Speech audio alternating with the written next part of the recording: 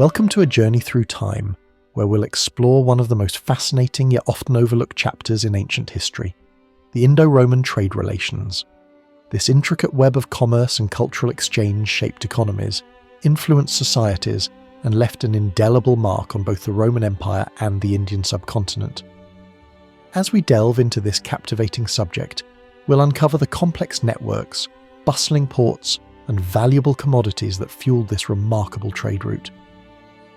The story of Indo-Roman trade is one of ambition, innovation, and cultural fusion. It's a tale that spans centuries, from the twilight of the Ptolemaic dynasty to the dawn of the Islamic conquests. As we embark on this exploration, we'll see how this trade route not only moved goods but also ideas, shaping the ancient world in ways that continue to resonate today.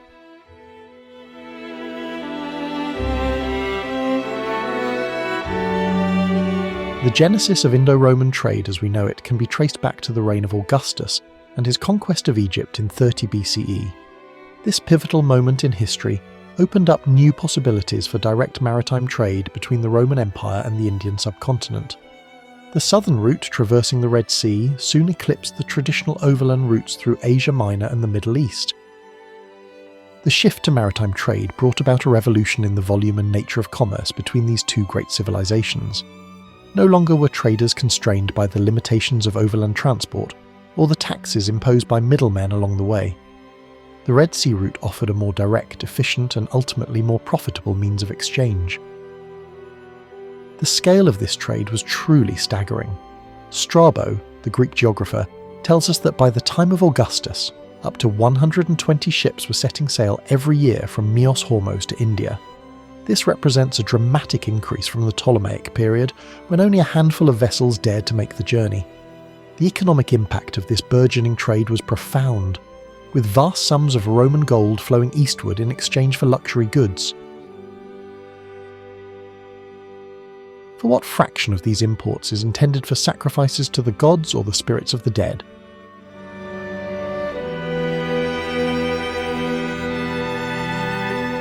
The lifeblood of Indo-Roman trade flowed through a network of bustling ports on both sides of the Indian Ocean. On the Roman side, three main ports played crucial roles: Arsinoe, Berenice, and Myos Hormos.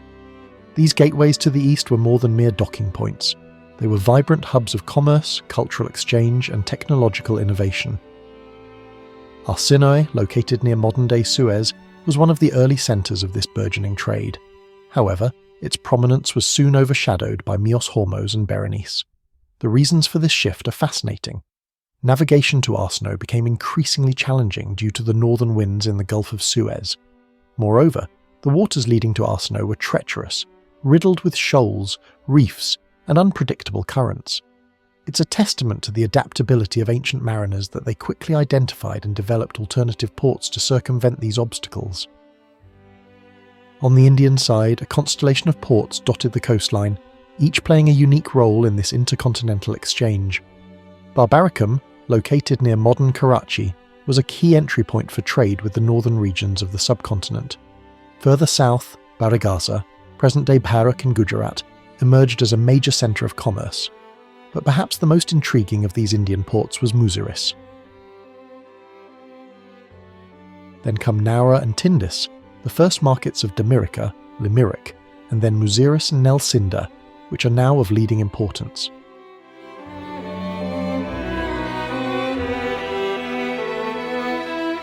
Muziris holds a special place in the annals of Indo-Roman trade. This lost port city on the southwestern coast of India was a major centre of trade between the Shera Kingdom and the Roman Empire. Its exact location has been a subject of much debate among historians and archaeologists. Most scholars now identify it with modern-day Cranganore in central Kerala. The significance of Muziris in the Indo-Roman trade network cannot be overstated. The Periplus Maris Erythrae, an ancient Greek manuscript detailing navigation and trading opportunities along the Red Sea, Arabian Sea and Indian Ocean, provides a vivid account of the port's importance. It describes Muziris as a bustling hub, teeming with ships from Arabia and Greece, strategically located on a river. Recent archaeological excavations have shed new light on this enigmatic port. Large hoards of Roman coins and innumerable shards of amphorae found at the town of Patanam near Cranganore have rekindled interest in locating the exact site of Muziris.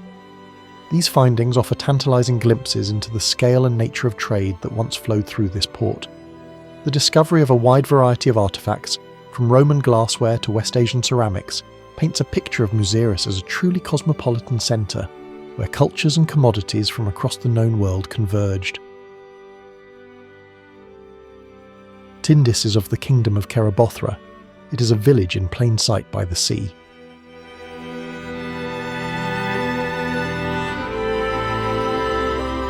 The allure of exotic goods from the east was a powerful driver of Indo-Roman trade. Roman elites developed an insatiable appetite for luxury items from India and beyond, willing to pay exorbitant prices for these coveted commodities. The trade was so lucrative that Pliny the Elder bemoaned the drain of Roman wealth to India, estimating that at least 55 million sesterces worth of goods were being imported annually from the subcontinent. Among the most prized imports were spices, particularly black pepper. The Romans' fondness for this pungent seasoning was such that Pliny referred to it as black gold. Pepper from the Malabar coast of India commanded astronomical prices in Roman markets, often sold for its weight in silver. Other spices like cinnamon, cardamom and malabathrum, tejpat, were also highly sought after, not just for culinary purposes but also for their perceived medicinal properties. Textiles formed another significant category of imports.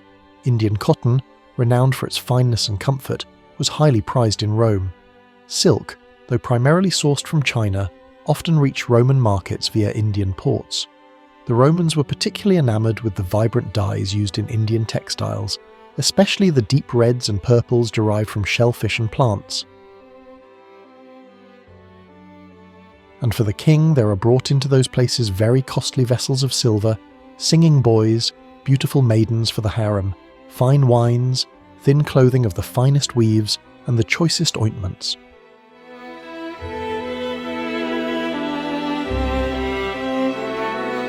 The golden age of Indo-Roman trade was not destined to last forever.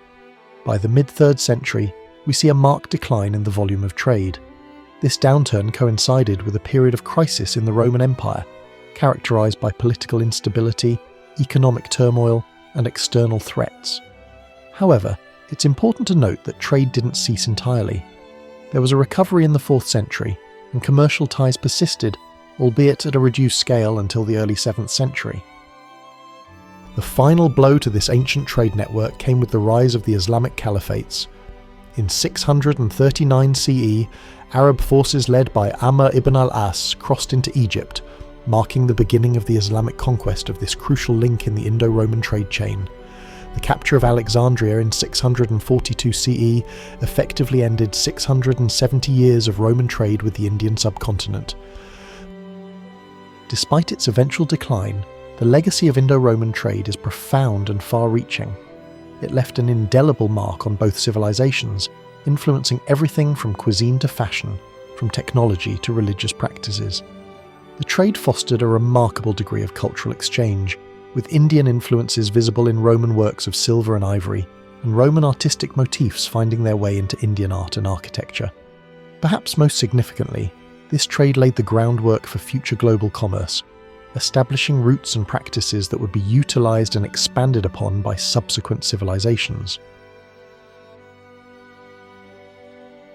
Clement of Alexandria mentions the Buddha in his writings, and other Indian religions find mentions in other texts of the period.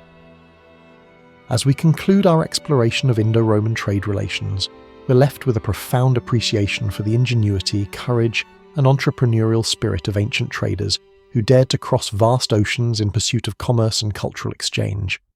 Their legacy serves as a reminder of the enduring power of trade to shape civilizations and foster connections across vast distances and diverse cultures.